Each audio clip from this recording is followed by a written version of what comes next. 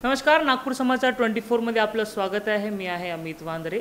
एकंदरीत महाराष्ट्रात निवडणुकीचं वारं वाहायला सुरुवात झाली आहे. 20 नोव्हेंबरला अख्खा महाराष्ट्र जे आहे ते मतदान करणार आहे आणि सर्वांचं लक्ष एका मतदारसंघात आहे, ते म्हणजे दक्षिण पश्चिम, जिथून पूर्व मुख्यमंत्री आणि सध्याचे उपमुख्यमंत्री देवेंद्र फडणवीस हे निवडणुका लढतात आणि मागची आम्ही 2 टर्म बघितली तर मोठ्या लीडनेही जिंकून येतात आणि एकंदरीत दक्षिण पश्चिमचा हा गड कोणीच जो आहे फतेह करू शकत नाही, असा एक चर्चा जे आहे ते नागपुरात चालतं. मात्र या किल्ल्यावर सध्या फतेह करण्यासाठी काँग्रेसकडून प्रफुल्ल गुर्दे पाटील उभे राहणार आहे. हालाकी आतापर्यंत यांच्या नावाची घोषणा झाली नाही, मात्र नागपूर समाचार 24 आपल्याला ॲडव्हान्समध्ये सांगतो आहे की कन्फर्म प्रफुल्ल भाऊ गुर्देच जे आहे दक्षिण पश्चिममधून निवडणुका लढतील.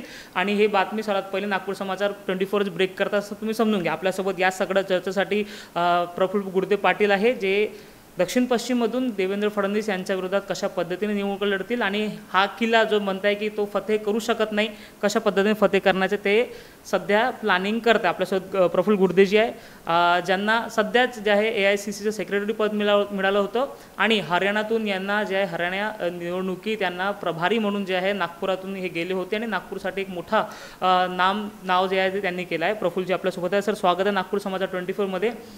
दक्षिण पश्चिमचा जो किल्ला आहे तो फतेह करणं किती अवघड वाटतंय तुम्हाला? कारण की देवेंद्रजी एक मोठं नाव, मुख्यमंत्री राहिलेले आहे, उपमुख्यमंत्री आहे आणि एकंदरीत महाराष्ट्रात एक खूप मोठं नाव जे आहे सध्या ते आहेत.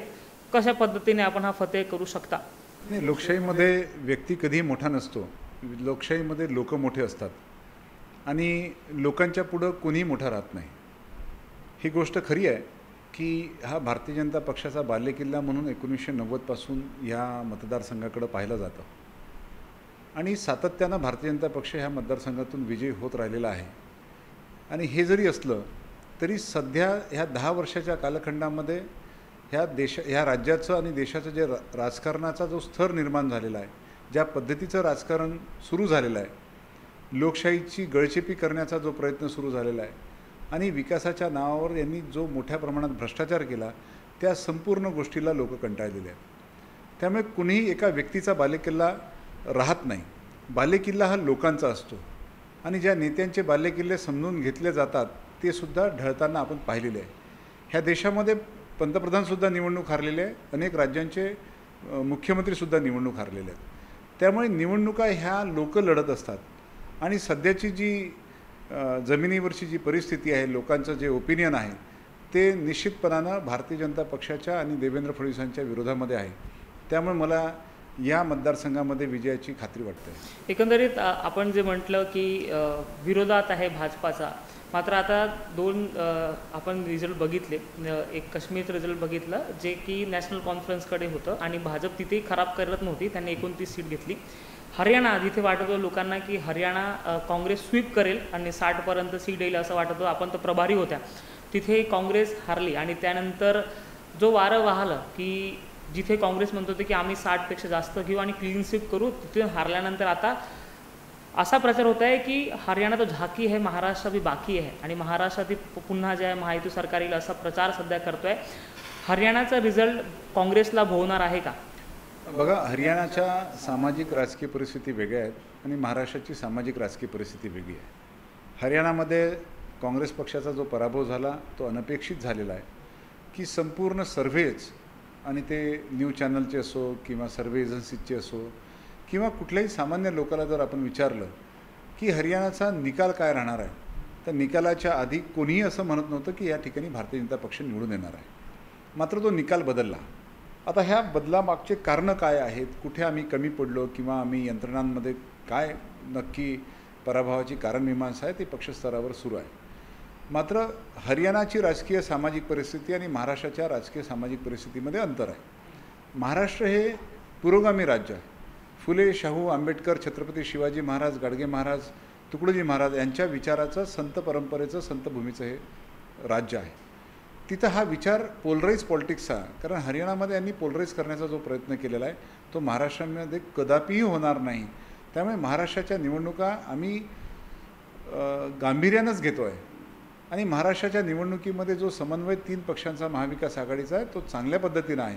1-2 जागांवरती ताणतणाव निश्चितपणानं आहे, मात्र तो रिझॉल्व्ह होईल आणि महाराष्ट्राच्या निवडणुका आम्ही जिंकू आणि महाविकास आघाडीचं सरकार येईल अशी आम्हाला खात्री आहे. एकंदरीत जे महाराष्ट्राचं राजकारणाचं बाब आपण बोलली, त्यात एक मोठा इम्पॅक्ट जे आहे लाडली बहीण योजना करेल. आणि सध्या जे महामंडळ तयार करण्यात आली आहेत, OBC असतील किंवा मग जे जाती ज्यांचं नाव कदाचित कोणी ऐकलं नसेल त्या जातींसाठी महामंडळ तयार करणे, लाडकी बहीण योजना तयार करणे आणि जनतेपर्यंत थेट त्या सुविधा पोहोचवणे DBTच्या माध्यमातून डायरेक्ट बेनिफिट जे लोकांना होत आहेत, त्याचा इम्पॅक्ट मला वाटतं का की भाजपला जास्त होईल आणि काँग्रेसचा फटका पडू शकतो? नाही, बघा, लाडली बहीण योजना ही जे त्यांनी आणली त्याच्या मागचे सामाजिक आणि आर्थिक कारणं काय आहे, त्याची प्रक्रिया काय आहे, कुठल्या कारणासाठी त्यांना लाडली बहीण योजना आणावी लागली.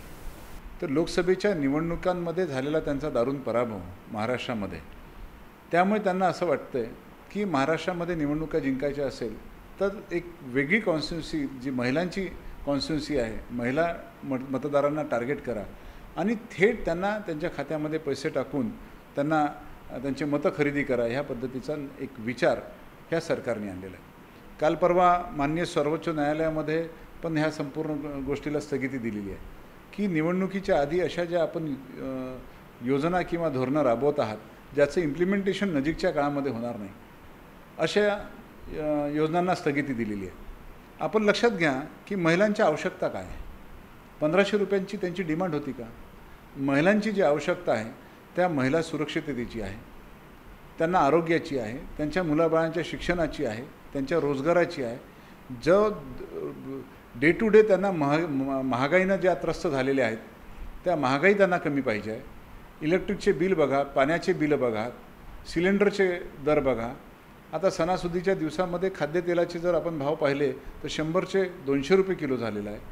त्यांचा घर खर्च आज वाढलेला आहे आणि त्याचं उत्पन्न कुठली वाढत नाही आहे. अशा स्थितीमध्ये फक्त महिलांना लुभावण्यासाठी त्यांना आपल्याकडे आकृष्ट करण्यासाठी त्यांनी हे लाडली बहीण योजना आणली. विविध जातीचे जे महामंडळ आहे, याआधीसुद्धा अनेक जातींचे अनेक महामंडळ आहेत. OBC आर्थिक विकास महामंडळ आहे, अण्णाभाऊ साठे आर्थिक विकास महामंडळ आहे. त्यांनी त्याचा व्हाईट पेपर त्यांनी सादर केला पाहिजे की मागील त्यांच्या शासनकाळामध्ये जर आपण पाहिलं तर किती ह्या महामंडळाच्या माध्यमातून अर्थपुरवठा झालेला आहे, किती तरुणांना उद्योगासाठी अर्थसहाय्य झालेलं आहे, तर त्याची आकडेवारी नाही आहे. मात्र त्या महामंडळाच्या ॲडव्हर्टाइजमेंटसाठी कोट्यवधी रुपये खर्च केलेले आहे की ह्या महामंडळाच्या ह्या योजना आहे. मात्र प्रत्यक्ष किती योजना इम्प्लिमेंट झाल्या, किती राबवल्या, किती योजनांचा फायदा तरुणांना झाला, उद्योगधंद्यामध्ये झाला, व्यवसायामध्ये झाला, त्याची आकडेवारी देत नाही. असे महामंडळ फक्त लोकांना आकृष्ट करण्यासाठी, आम्ही आपले हितेशी आहो हे दाखवण्यासाठी हे करत आहेत. त्यांच्या लक्षात आलं की संविधानाचा नॅरेटिव्ह ह्या राज्यामध्ये, ह्या देशामध्ये अत्यंत महत्त्वाचा ठरलेला आहे.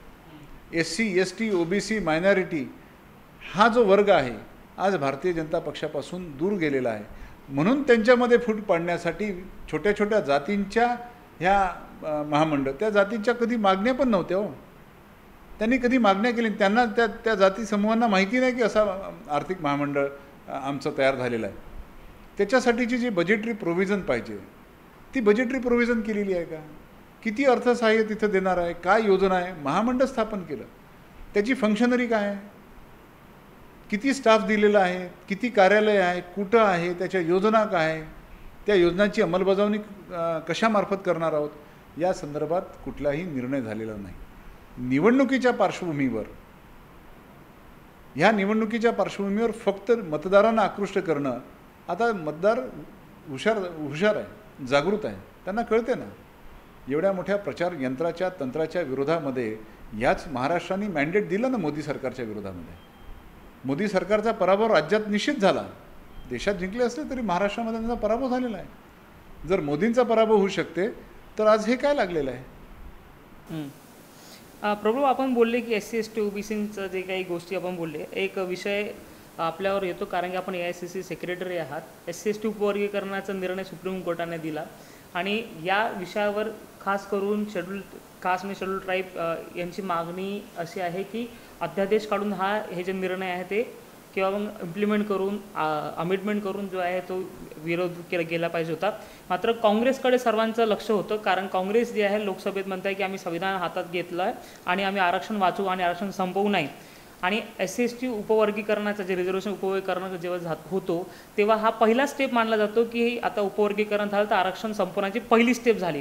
तिथे काँग्रेस स्टँड घेताना दिसत नाही आणि काँग्रेसने स्टँड घेतला आहे तेलंगणा आणि कर्नाटकमध्ये. ज्यांनी जसा रिझल्ट आला तसा त्यांनी म्हटलं की आम्ही लागू करणारे पहिले राज्य राहील ते तेलंगणाचे मुख्यमंत्री बनले. त्यानंतर कर्नाटकने इथे ॲक्सेप्ट केला आहे. महाराष्ट्र GR काढला आणि उपवर्गीकरणासाठी ते कमिटी स्थापन केली आहे. त्याचा विरोध काँग्रेसनेही केला नाही. त्याच्यामुळे भाजपचे जे विरोधक आहे, जे शेड्यूल कास्टचे खास करून लोक आहेत, जे आरक्षणाचे समर्थक आहे, ते काँग्रेसकडेही यावेळेस सध्या दिसत नाही आहे. आणि काँग्रेस या निर्णयामुळे कुठेतरी शेड्यूल कास्ट असेल, दलित वर्ग असेल, तो नाराज आहे. काय सांगा? अखिल भारतीय काँग्रेस कमिटीची भूमिका सुस्पष्ट आहे की हे जे उपवर्गीकरणाचा जो निर्णय माननीय सर्वोच्च न्यायालयाने दिलेला आहे आणि त्या अनुषंगाने जे निर्णय होऊन राहिलेले आहे हे त्या उपवर्गाला खुश करण्यासाठी आणि त्या जातीमध्ये फूट पाडण्यासाठी हे असे निर्णय घेतले जात आहे. काँग्रेसची मागणी सुस्पष्ट आहे की जातीनिहाय जनगणना झाली पाहिजे. हे जनगणना फक्त कशासाठी, पेपरसाठी नाही, त्यांचं आर्थिक सामाजिक मागासले पण आपल्याला समजून घ्यायचं आहे. कुठल्या जातीचं काय आर्थिक स्थिती आहे, त्यांची सामाजिक स्थिती काय आहे हे समजून घ्यायचं आहे आणि त्या अनुषंगानं आरक्षणाची मर्यादा वाढवणे आणि त्याप्रमाणे आरक्षण असलं पाहिजे. आरक्षण दिलं कोणी ह्या देशामध्ये? आरक्षण काँग्रेस पक्षाने दिलं. डॉक्टर बाबासाहेब आंबेडकरांनी जे संविधान दिलं ते संविधानाला लागू कोणी केलं? काँग्रेसने केलं. त्यामुळे च्या विरोधामध्ये काँग्रेस पक्ष आहे. हे जे नॅरेटिव्ह भारतीय जनता पक्ष मुद्दामपणानं करून राहिलेलं आहे ते फक्त SC/ST मध्ये करतात आहे असं नाही आहे, OBC मध्ये पण करतात आहे ना. OBC मध्ये सुद्धा हे वेगवेगळे आर्थिक विकास महामंडळ, एकीकडे OBC आर्थिक विकास महामंडळ असताना पुन्हा दुसऱ्या जाती समूहाचे वेगवेगळे आर्थिक विकास महामंडळ हे फक्त निवडणुकांमध्ये जातीमध्ये तेढ निर्माण करण्यासाठी असा नॅरेटिव्ह आणि अपप्रचार पसरवण्याचा काम भारतीय जनता पक्षाचे लोक करताना आपल्याला दिसत आहे. त्यामुळे काँग्रेस पक्ष हा 100% आरक्षणाच्या बाजूनं आहे. काँग्रेस पक्षाचे अध्यक्ष मल्लिकार्जुन खडगे साहेब, राहुल गांधीजी यांची स्वयंस्पष्ट भूमिका राहिलेली आहे की आरक्षणाची मर्यादा वाढली पाहिजे. आरक्षणाची मर्यादा वाढवण्यासाठी जातीनिहाय जनगणना असली पाहिजे. कोणत्या जातीसमूह किती आहे हे जोपर्यंत निश्चित होणार नाही, कारण आता हे उपवर्गीकरण करून घेतील. उपवर्गीकरणामध्ये तुमचं आरक्षणामध्ये सुद्धा त्याच्यामध्ये जरी फोड झाली तरी आरक्षणाचा लाभ कुठे भेटून राहिलेला आहे? संपूर्ण खाजगीकरण करून टाकलेलं आहे. त्यामुळे हे फक्त BJP समाजामध्ये फूट निर्माण करण्यासाठीच असा नाही. हा आरोप जो आपण लावता भाजपावर की समाजात फूट पाडण्याचा विषय आहे आणि भाजपा तो करताय, तर काँग्रेसची भूमिका स्पष्ट दिसत आहे ना की ते उपवर्गीकरणाच्या समर्थनात आहे. जेव्हा ते तेलंगणात लागू करतो, कर्नाटकात लागू करतो. उपवर्गीकरणाच्या समर्थनाचा किंवा विरोधाचा प्रश्न नाही आहे. इथं समाजामध्ये फूट पाडणे आणि काउंटर नॅरेटिव्ह तयार करणे. तुम्ही भूमिका घ्या. मुळात यांची भूमिका विरोधामध्ये संबंध आरक्षणाच्या. काँग्रेसची भूमिका आहे जातीनिहाय जनगणना झाली पाहिजे. नाही, काँग्रेस उपवर्गीकरणाची भूमिका 2 राज्यात घेतली तर त्याचं काय नेमकं आपण उपवर्गीकरणाची जी भूमिका जी आहे निश्चितपणानं उपवर्गीकरणाच्या संदर्भामध्ये त्यांची जे जनगणना आहे त्या जनगणनेच्या आधारावर तर निर्णय होईल त्याची सामाजिक आणि आर्थिक स्थिती काय आहे ते स्पष्ट होऊ द्या ना. आता जनगणना होऊन राहिलेली आहे, ते स्पष्ट झालं की त्याच्याप्रमाणे आरक्षणाची मर्यादा वाढवावी लागणार आहे. आपण म्हणतो जातीगत निहाय जे जनगणना होत आहे, RSS त्याच्या पूर्ण विरोधात आहे आणि असं काही सध्या सरकार करताना तरी दिसत नाही. जे केंद्रात बसलेली सरकार आहे ते करताना दिसत नाही आहे. आणि हे जातीगत जनगणनेची जी गोष्ट झाली आहे ते मग काँग्रेस जेव्हा सत्तेत येईल तेव्हा होईल. आता सध्या तरी ते विषय नाही आहे. हा काउंटर नॅरेटिव्ह डिझाईन करून आणि काउंटर नॅरेटिव्हवरती तुम्हाला फिक्स करण्याचा प्रयत्न करतात आहे आणि समाजसुद्धा फिक्स होताना दिसत आहे. त्यामुळे काँग्रेसला त्या राज्यांच्या स्थितीच्या अनुरूप एखाद्या वेळी त्यांनी निर्णय जरी घेतला असला तरी आमचा जातीनिहाय जनगणना ही एकमेव मागणी आहे आणि त्याचा आर्थिक आणि सामाजिक संरक्षण त्या माध्यमातून समोर येईल. जोपर्यंत त्याचं आर्थिक आणि सामाजिक संरक्षण ॲनालिसिस होणार नाही तोपर्यंत पुढच्या भूमिकाच घेता येणार नाही. त्यामुळे हे उपवर्गीकरण जरी झालं तरी त्याचा प्रत्यक्ष बेनिफिट खाली होणार नाही. त्या राज्य सरकारांनी कशाच्या आधारावर घेतला त्याबाबत मला माहिती नाही. मात्र काँग्रेस पक्षाची जी भूमिका आहे ती जी भूमिका जातीनिहाय जनगणना झाली पाहिजे ही आहे. आणि त्या माध्यमातून आलेले सामाजिक आर्थिक संरक्षण ज्यावेळेस समोर येईल त्यावेळेसच तुम्हाला भूमिका निश्चित करता येईल. बरं, आपण फडणवीस सरांच्या विषयावर परत येऊ. आणि फडणवीस साहेब असं म्हणतात की नागपूर जे डेव्हलप झाला आम्ही केलं, मेट्रो त्यांनी आणली, ते पुलं जे तुम्हाला दिसत आहे ते त्यांच्यामुळे झालं आहे, सिम्बॉयसिस कॉलेज आम्ही आणलं आहे, लोकांना रोजगार आम्ही दिला आहे, IT पार्क जे बनलं ते आमच्यामुळे झालं आहे. आणि देवाभाऊ असा एक प्रचार सध्या जे आहे ते चालत आहे. आणि देवाभाऊंनी मेट्रो आणली, बाकी सगळ्या गोष्टी जे मी सांगितलं ते केलं. IT पार्क नागपूरचे IT पार्क असं त्यांचं नेमकं IT पार्क कुठं आहे? IT पार्कमध्ये माटे स्क्वेअरला. ते कुठल्या साली झालं तयार? हो, तर ते त्यांचा प्रचार आहे. काय सांगाल तुम्ही? ते खोटं नॅरेटिव्ह तयार करण्यामध्ये बसतात आहेत. IT पार्कचा त्यांचा संबंध नाही. IT पार्क हा काँग्रेसच्या काळामध्ये झाला. Nagpur metro doctor Manmohan Singh prime minister असताना त्याची प्रशासकीय मान्यता त्याच वेळेस झाली. आचारसंहिता लागून गेली म्हणून त्याचं भूमिपूजन होऊ शकलं नव्हतं. त्यामुळे ते श्रेय घेणं त्यांचं चुकीचं आहे. सिम्बॉयसिस विद्यापीठ जे आलेलं आहे ते प्रायव्हेट विद्यापीठ आहे, ते सरकारचं विद्यापीठ नाही. त्यांनी जर सरकारचं विद्यापीठ आणलं असतं तर आम्ही मान्य केलं असतं. आणि ती कॉर्पोरेशननी ₹1 लीजवरती 100 एकर जागा दिली, ज्याची 136 कोटी रुपये मार्केट व्हॅल्यू आहे. 136 कोटी रुपयाची जागा ₹1 जर त्या सिम्बॉयसिस विद्यापीठाला दिली असेल तर त्यात यांचं काय श्रेय आहे? खोट्या गोष्टीचं श्रेय घेणं. ह्या शहरातल्या तरुणांना रोजगारासाठी पुण्या मुंबईमध्ये बेंगलोरमध्ये जावं लागतं आहे. कुठला रोजगार निर्माण केलेला आहे? मेडिकल हॉस्पिटलची अवस्था बघा. त्यांना नावामध्ये बदल कशासाठी करावा लागला? देवेंद्रजी ते देवाभाऊ हा जो त्यांचा प्रवास राहिलेला आहे, नाव बदलून कोण जातो? मी तर फक्त गुन्हेगारांना नाव बदलवताना पाहिलेलं आहे, राजकारणाला नाव बदलवताना मी पहिल्यांदा बघतोय. ते देवेंद्रजी गुन्हेगार असं वाटतं तुम्हाला? मी राजकारण्याला नाव बदलताना पहिल्यांदा बघतोय असं मी म्हटलं. गुन्हेगारांना नाव बदलवताना मी पाहिलेलं आतापर्यंत. विकासाचे राजकारण करताय. महाराष्ट्रात जे काही होतं ते विकासाचंच राजकारण आहे असं नेमकं महायुतीकडून बोललं जात आहे. आणि या विकासाच्या राजकारणामुळे जे आहे काँग्रेस घाबरलेली आहे. आणि हरियाणात जो दारुण विरोध आपला जो पराभव झाला तो महाराष्ट्रात होईल असंही त्यांचं मत. आणि विकासाच्या राजकारणावर होईल त्यांचा. ते असे म्हणणार आहेत की आम्ही निवडणुका हरतोय? ते म्हणणार नाही. ते तर दावे करतीलच. त्यांच्या दाव्यावर आम्ही घाबरण्याचं कारण काय? ते त्यांच्या पक्षाचा प्रचाराने तयारी करतील. आम्ही आमच्या पक्षाचा प्रचाराने तयारी करून आलेलो. दक्षिण पश्चिममध्ये काय वाटतं तुम्हाला की काय असुविधा लोकांना आहे, काय मुद्दे या भागातले आहेत? आणि देवेंद्रजी ते 15 वर्षापासून आहेत, तर त्यांनी काय नाही केलं? नाही, काय केलं हा प्रश्न आहे. नागरिकांच्या पुढे जो प्रश्न आहे तो काय केला हा प्रश्न आहे. 5 वर्ष ह्या राज्याचं मुख्यमंत्री, 2.5 वर्ष उपमुख्यमंत्री, 2.5 वर्ष विरोधी पक्षनेता, या अत्यंत महत्त्वाच्या पदावर राहिलेल्या व्यक्तीचं इथं तरुणांना बाहेर शहरांमध्ये रोजगारासाठी जावं लागतं. एज्युकेशन पूर्णतः प्रायव्हेट सेक्टरच्या हातामध्ये गेलेलं आहे. हेल्थ पूर्ण प्रायव्हेट सेक्टरच्या हातामध्ये गेलेलं आहे. इथं साध्या पावसामध्ये लोकांचे घरं डुबून राहिलेले आहे. ड्रेनेज डिस्पोजलची व्यवस्था नाही. इथं नोकऱ्या नाही. कुठल्या प्राथमिक सुविधा इथं?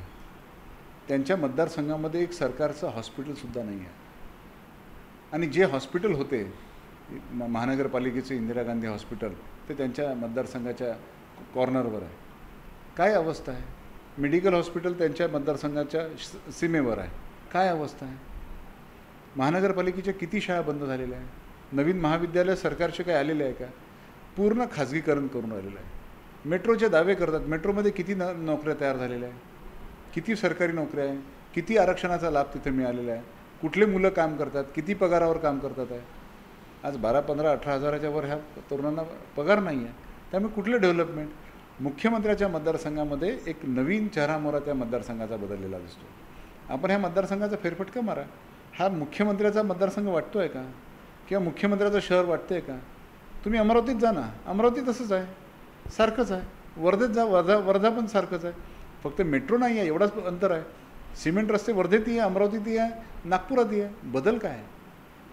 उड्डाणपुलं प्रत्येक शहरामध्ये आहे. मग ज्या शहरांमध्ये मुख्यमंत्री नाही त्या शहरात उड्डाणपुलं होत नाहीत का? पण तिथं मुख्यमंत्री नसताना तिथं उड्डाणपूल होते. मुख्यमंत्र्यांचं शहर म्हणून इथं तुम्ही काय नवीन बदल केलेला आहे? तुमचं अंबाझरी उद्यान बघा ना, भकास करून टाकलं. तुमचं फुटा लेकचं सौंदर्यीकरणाच्या नावानं विद्रुपीकरण केलं. दीक्षाभूमीच्या बाहेर पार्किंगच्या नावावर विद्रुपीकरण करण्याचं काम यांनी केलं. यांनी नवीन कुठलं काम केलेलं आहे? त्यांच्या नावाने होईल. ह्या राज्यातल्या प्रत्येक मुख्यमंत्र्याच्या नावावर काही ना काही एक काम आहे. आज समृद्धी हायवे हे स्वतःच्या नावाने करून घेतात. ह्या समृद्धी हायवेमध्ये भ्रष्टाचार किती झाला?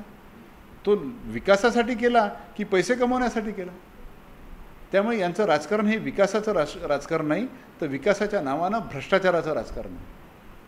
हे 20%, 25%, 30% कमिशनचं सरकार आहे. हे कमिशन सरकार आहे.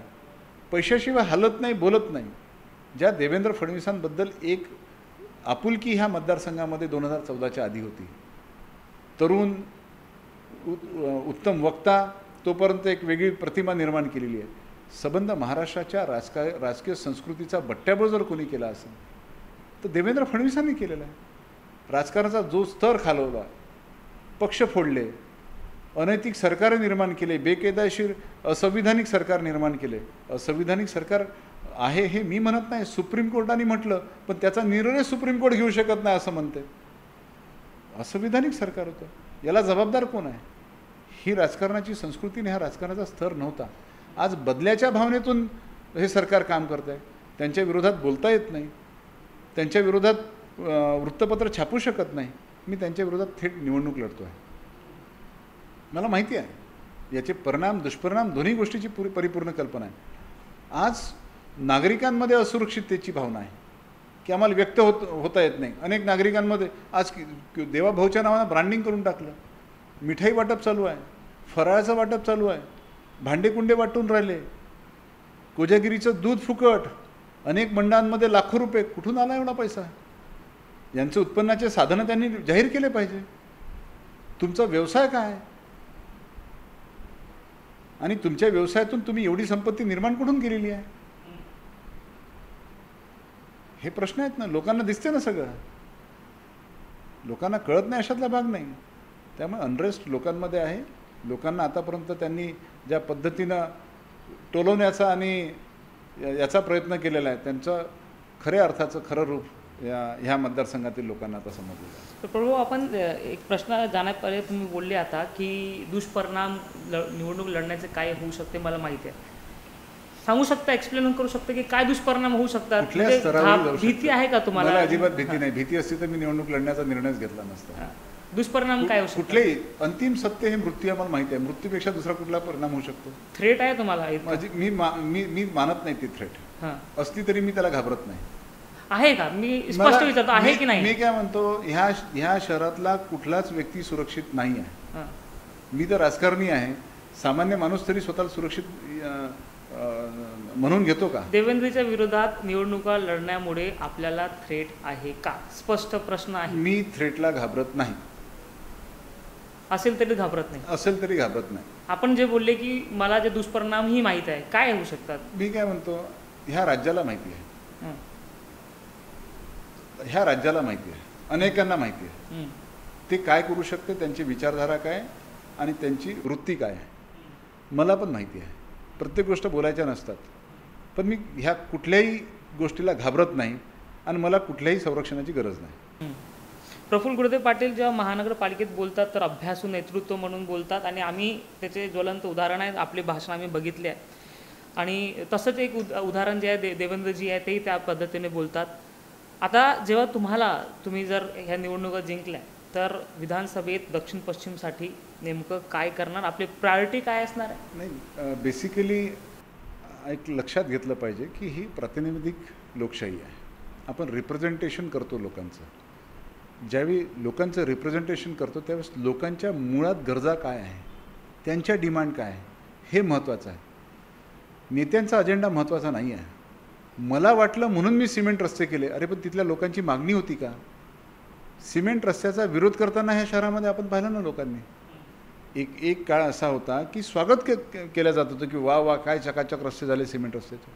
आता जेव्हा दुष्परिणाम लक्षात यायला लागले त्यावेळी लोक विरोध करताना दिसतात आहे. त्यामुळे अजेंडा माझा काही राहणार नाही. माझा अजेंडा जो आहे तो नागरिकांचा अजेंडा राहणार आहे. नागरिकांना ज्या ज्या गोष्टी आवश्यक आहे त्यातल्या ज्या संविधानिक अधिकार आहे, मूलभूत अधिकार आहे, शिक्षण, आरोग्य, रोजगार आणि सुरक्षा आणि फ्रीडम, स्वातंत्र्य, ह्या राज्यामध्ये आपल्याला वाटते का आपण स्वतंत्र आहोत? ह्या व्यवस्था खरोखर आपल्याला संरक्षण करणाऱ्या व्यवस्था आहेत असं वाटते? सतीश उके जेलमध्ये आहे मागील 10 वर्षापासून. 3 वर्षापासून मागील 10 वर्षापासून साईबाबा जेलमध्ये होते. 10 वर्षानंतर निर्दोष मुक्तता झाली. इन्स्टिट्यूशनल मर्डर झाला त्यांचा. काही आरोप नाही. बिना आरोपानं, खोट्या आरोपामध्ये त्यांना 10 वर्ष त्यांची ट्रायल चालते, मारल्या जातात. त्यांच्या सरकारच्या विरोधात जो बोलणारा व्यक्ती आहे त्याला अर्बन नक्षल म्हटले जाते. जन आंदोलन करणाऱ्या माणसाला अर्बन नक्षल म्हटले जाते. त्यामुळे हे तुम्हाला कुठं गोवतील आणि कुठं फसवतील याची गॅरंटी नाही. प्रश्न त्याचा नाही आहे. प्रश्न ह्या नागरिकांना सुरक्षित वाटतो का? ह्या राज्यातले लोक स्वतंत्र आहे असं त्यांना वाटते का? सामान्य माणसंसुद्धा धजावत नाही. मोठाले ज्यांना स्टॉलवर्ड म्हणता येईल, मोठे व्यावसायिक असतील, मोठे उद्योगपती असतील, मोठे इंटेलेक्च्युअल्स असतील, मोठे वकील असतील, ते सुद्धा आज सामोर यायला तयार नाही.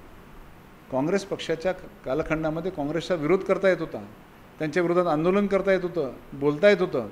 आज यांच्या विरोधात बोलतासुद्धा येत नाही, ही अवस्था झालेली आहे. बोललं तर छापल्या जात नाही. आज तुमच्यासारखे जे धडाडीचे पत्रकार आहेत त्यांनीही ह्या देशातल्या लोकशाहीला संरक्षण दिलेलं आहे, ह्या व्यवस्थेनं दिलेलं नाही. त्यामुळे हा जो लढा आहे, मी निवडणुका जरी जिंकलो तरी हा संघर्ष संपणार नाही आहे. कारण ही जी लढाई आहे विचारधारेची लढाई आहे. तुम्हाला काय वाटतं की ही निवडणूक मी जिंकलो म्हणजे लढा संपला? हा पुन्हा सुरू झालेला आहे. निवडणूक जिंकणं किंवा हारणं हे महत्त्वाचं नाही आहे. ह्या विचाराला पराभूत करणं, आणि हे जीवनकाळसुद्धा तुमचं कमी पडणार आहे. कारण हा विचार, हा कुठला विचार आहे? हा वर्चस्ववादाचा विचार आहे, हा हुकुमशाहीचा विचार आहे, हा लोकशाही विरोधी विचार आहे, हा संविधान विरोधी विचार आहे. ह्या विचाराच्या विरोधातला संघर्ष आहे.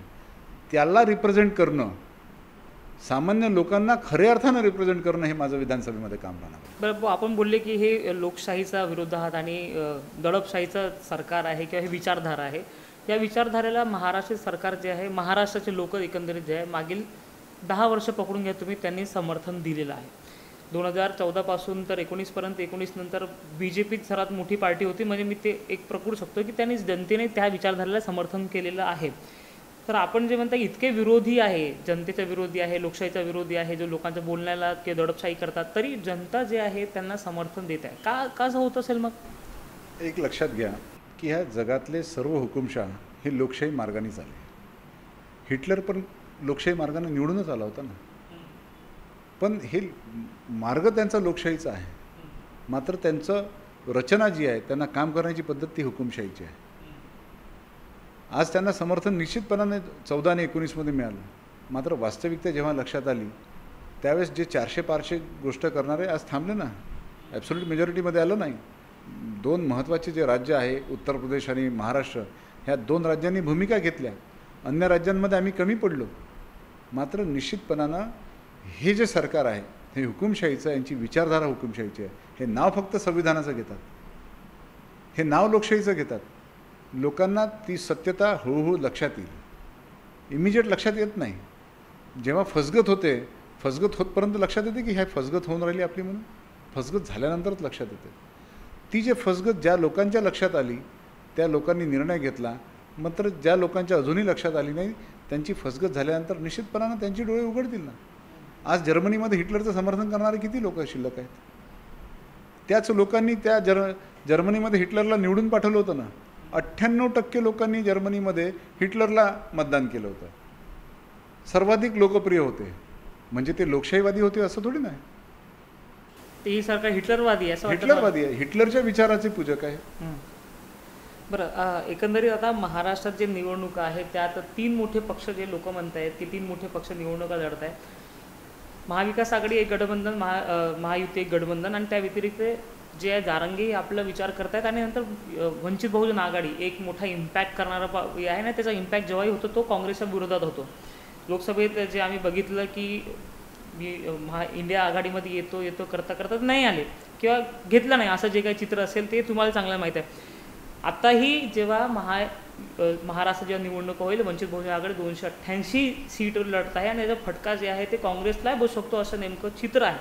काय सांगाल, कशा पद्धतीने वंचित बहुजन आघाडी एक जो थ्रेट तुमच्यासाठी आहे कसं पार पाडणार? नाही, वंचित बहुजन आघाडी हा त्यांचा स्वतंत्र पक्ष आहे. लोकशाहीमध्ये प्रत्येक राजकीय पक्षाला आपला स्वतंत्र निर्णय घेण्याचे मुभा आहे.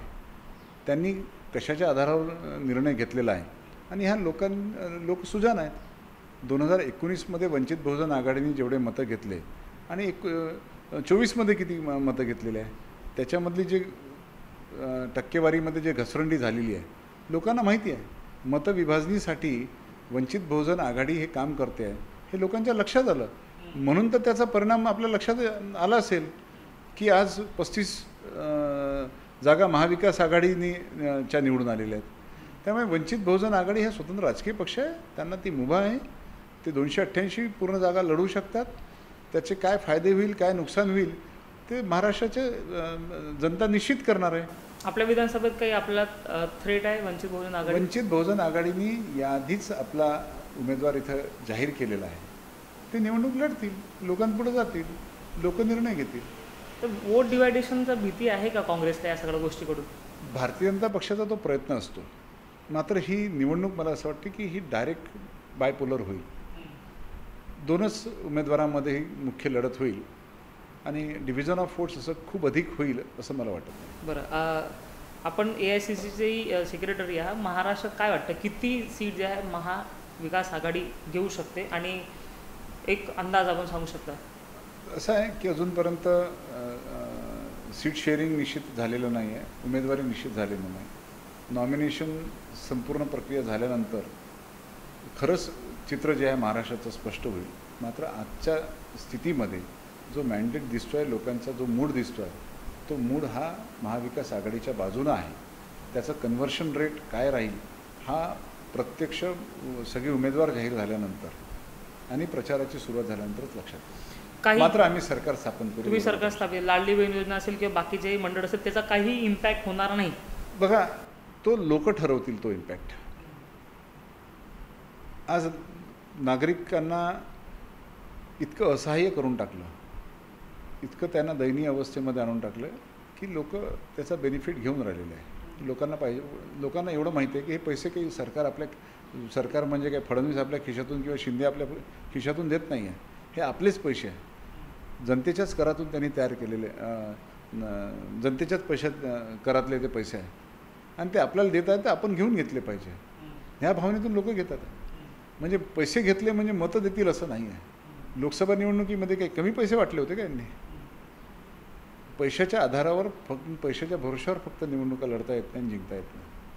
आता ही धनशक्ती विरुद्ध जनशक्तीचा संघर्ष आहे, हुकुमशाही विरुद्ध लोकशाहीचा संघर्ष आहे, संविधान मनुस्मृती विरुद्ध संविधानाचा संघर्ष आहे. आणि लोक निश्चितपणानं ह्या राज्यातले पुरोगामी आहे. फुले, शाहू, आंबेडकर, छत्रपती शिवाजी महाराज यांच्या विचारांना मानणारे आहेत. आणि हे मनुवादी सरकार आणि हे जे असंविधानिक सरकार जे आहे, जे फोडाफोडीच्या राजकारणाच्या माध्यमातून तयार झालेलं सरकार आहे, हे ह्या राज्यातून हद्दपार करणं, परास्त करणं ह्या निर्धारातून जनता आलेली आहे. बहुत शेवटचा प्रश्न, फडणवीस यांच्या विरोधात आपण लढत आहात, किती तुम्हाला वाटतं की काय रिझल्ट येऊ शकतं? तुम्ही म्हटलं की जनतेचं मत आहे. मी निवडणूक जिंकण्यासाठी लढतो आहे. 2014ची निवडणूक मी लढलो होतो आणि त्यावेळेस एक मोदी वेव्ह आणि एक वेगळं वातावरण काँग्रेसच्या विरोधामध्ये यांनी मीडियाच्या माध्यमातून, सोशल मीडियाच्या माध्यमातून तयार झालं होतं. लोकांना असं वाटलं की काहीतरी बदल हवा, लोकशाहीमध्ये प्रत्येक निर्णय स्वीकारावा लागतो. पराभूत झालो, आम्ही स्वीकारला तो निर्णय. मात्र ह्या 10 वर्षाचा कालखंडामधला त्यांचा जो राज्यकारभार राहिलेला आहे तो लोकांच्या अपेक्षेप्रमाणे नाही आहे. त्यामुळे बदल निश्चित आहे. आणि लोकांनी अनुभव घेतला ना, दक्षिण पश्चिम विधानसभा मतदारसंघातून सलग 3 टर्म आणि त्याच्या आधी 2 टर्म पश्चिम नागपूर विधानसभा मतदारसंघात ज्यावेळेस एकत्रित होत होते असे 5 टर्मचा अनुभव देवेंद्र फडणवीसांचा म्हणजे 25 वर्षाचा प्रत्यक्ष अनुभव लोकांनी घेतलेला आहे.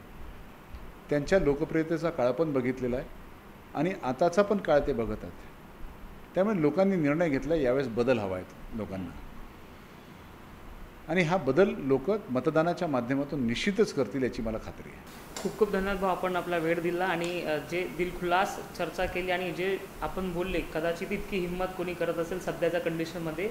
आम्ही खूप लोकांचे इंटरव्ह्यू घेतो पण इतका बिनधास्त बोलणारा नेता कदाचितच सध्या या सगळ्या सिनारिओमध्ये आहे, कारण की आपण जे बोलले भीती प्रत्येकांमध्ये आहे आणि आपण जे बोलले त्याबद्दल खूप खूप धन्यवाद. आपण नागपूर समाजा 24 वेळ दिला याबद्दल आपला खूप खूप धन्यवाद. थँक्यू.